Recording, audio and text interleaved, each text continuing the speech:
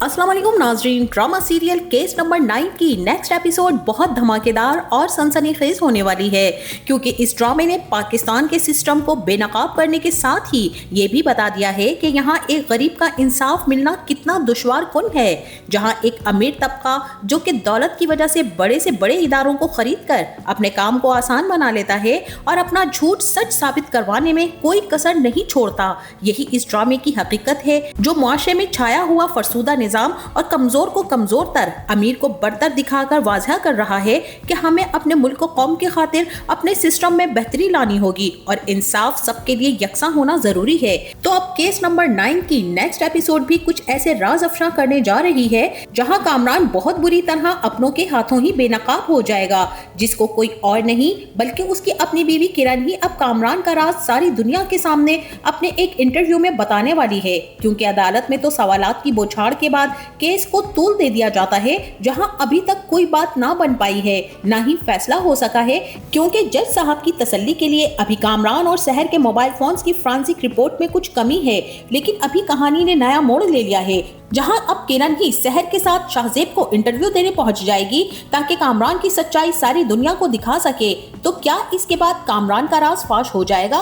इस बारे में बताएंगे हम आपको तफसील से आज की इस वीडियो में। लेकिन इससे पहले अगर आपने हमारा चैनल अभी तक सब्सक्राइब नहीं किया है तो बहुत शुक्रिया के साथ पहले चैनल को सब्सक्राइब कर लीजिए। तो अब जैसा कि किरण अपने अंदर ही अंदर बहुत बड़ी जंग लड़ रही है और वो फैसला नहीं कर पा रही है कि उसे सच का साथ देना चाहिए भी या कि नहीं, क्योंकि अगर वो सच का साथ देगी तो उसका अपना शौहर ही मुजरिम निकलेगा और इसके बाद उसके लिए, उसकी बच्ची के लिए भी ये चीज काफी ज्यादा तकलीफदेह हो जाएगी। और कामरान चाहे कितना ही घटिया इंसान क्यों ना हो, लेकिन वो जोई का बाप है। ये सोच किरण को कोई फैसला नहीं करने दे रही। लेकिन अब कामरान ने जिस तरह से अपना झूठ सबके सामने रखा है और मजहब कार्ड खेलने के बाद मादरे वतन को बीच में लाकर लोगों को बेवकूफ बनाया है और उन्हें अपने जाल में लपेट लिया है। इसके बाद मनीषा ने भी इसके खिलाफ एक्शन लेने का पक्का फैसला कर लिया है और इस एक्शन के लिए मनीषा ने शहर को तैयार किया है, क्योंकि यहाँ मनीषा ने शहर से यही कहा है कि तुम मेरे बताए हुए चैनल पर जाओ और वहाँ इंटरव्यू दो। मैंने तो पहले ही तुम्हारी सारी फाइल्स और सारी डिटेल्स वहाँ पर सेंड कर दी हैं। बहुत जल्द तुम्हें फैसला कर लेना चाहिए शहर। और शहर ने भी मनीषा से यहाँ पर सोचने का टाइम मांग लिया है, क्योंकि शहर को ये बात समझ ही नहीं आ रही है कि उसे क्या ये इंटरव्यू देना चाहिए भी कि नहीं, क्या अपनी स्टोरी पूरी दुनिया के सामने लानी चाहिए। और जब शहर की अली से बात होगी तो शहर अली से यही कहेगी कि मुझे मनीषा बार बार यही कह रही है कि मैं भी जाकर इंटरव्यू दूं, सारी सच्चाई मैं भी सबके सामने रखूं। और यहाँ पर अली भी शहर से यही कहेगा कि शहर मनीषा बिल्कुल ठीक कह रही है,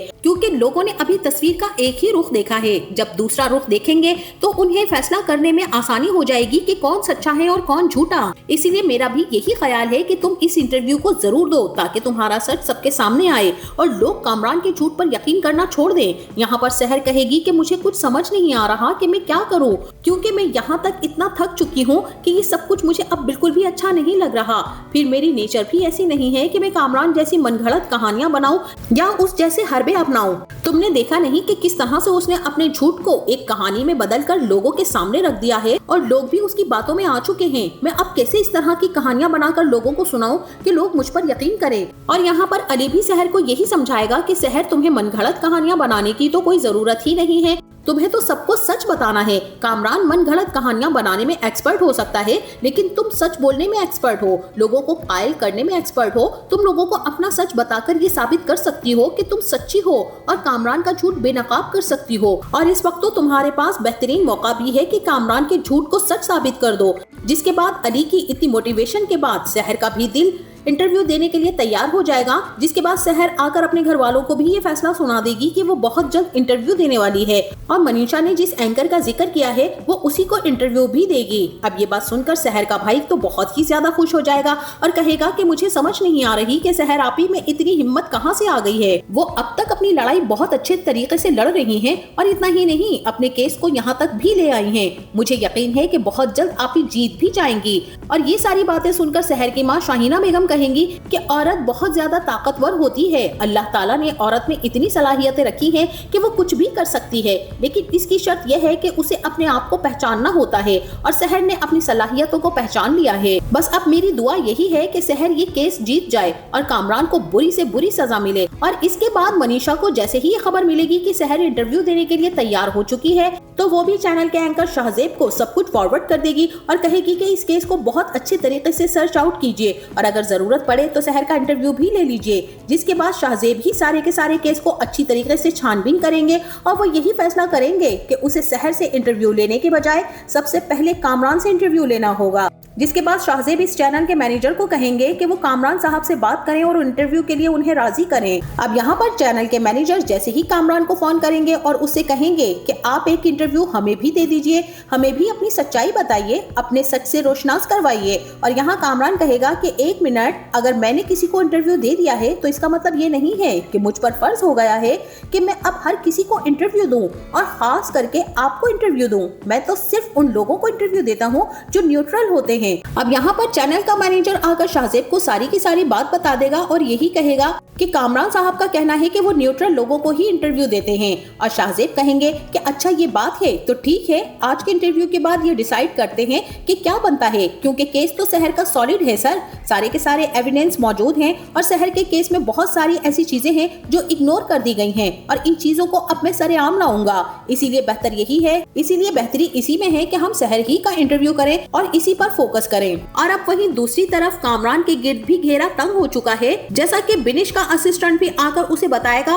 कि इंस्पेक्टर शफीक ने रिपोर्ट में 2 नंबरियां की हुई हैं और ये 2 नंबरी अब खुल चुकी है क्योंकि नौकरों के नंबर्स उनके नाम पर ही नहीं है और इस रिपोर्ट में इस सब के सबूत मौजूद है। और यहाँ पर बिनिश यही कहेगी कि इसका तो यही मतलब है ना, किसी में किसी और के नाम पर है और यूज कोई और कर रहा है। अब हमारे पास एक और सबूत लग चुका है और इसी सबूत से हम ये प्रूव कर सकते हैं कि उस दिन सारे के सारे नौकर घर पर मौजूद नहीं थे। और इसी के साथ वहीं दूसरी तरफ अब नाज़रीन कामरान की सांसें भी बंद होने वाली हैं क्योंकि अब किरण फैसला कर चुकी है कि वो अब खुद इंटरव्यू देगी। जिसके बाद किरण ही मनीषा को फोन करेगी और कहेगी कि मनीषा, मेरे पास बहुत ही बड़ा सबूत है, लेकिन ये सबूत मैं तुम्हारे हाथ में या सहर के हाथ में नहीं दे सकती हूँ। मैं चाहती हूँ कि मैं इंटरव्यू दूं और सबके सामने ये राज फाश करूँ कि कामरान किस किस्म का इंसान है, क्योंकि एक बीवी से बेहतर इस इंसान को कोई नहीं जान सकता है।